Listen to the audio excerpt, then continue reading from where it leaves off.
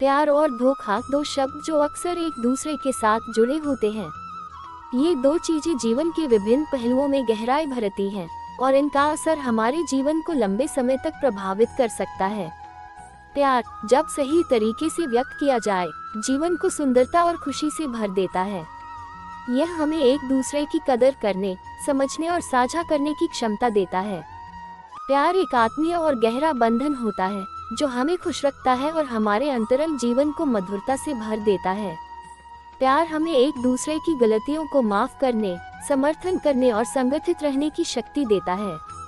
लेकिन धोखा इसके विपरीत अस्थायी और पीड़ादायक होता है।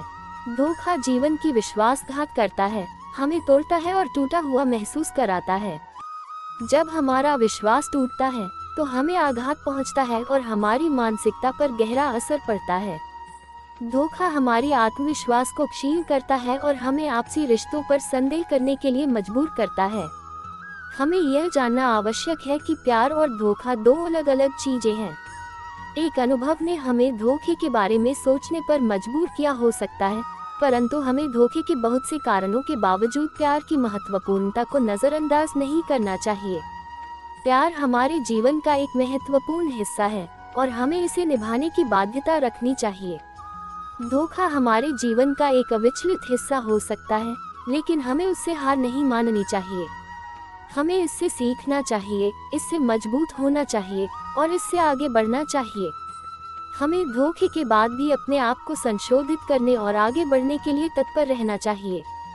धोखा एक प्रतिबंधक नहीं होना चाहिए, बल्कि एक अनुभव होना चाहिए जो हमें मजबूती और साहस देता है।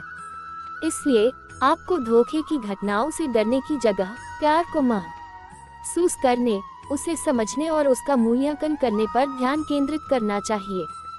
हमेशा सत्यता, विश्वास और संवेदनशीलता से प्यार करें और अपने साथियों के प्रति संपूर्णता से सहयोग करें।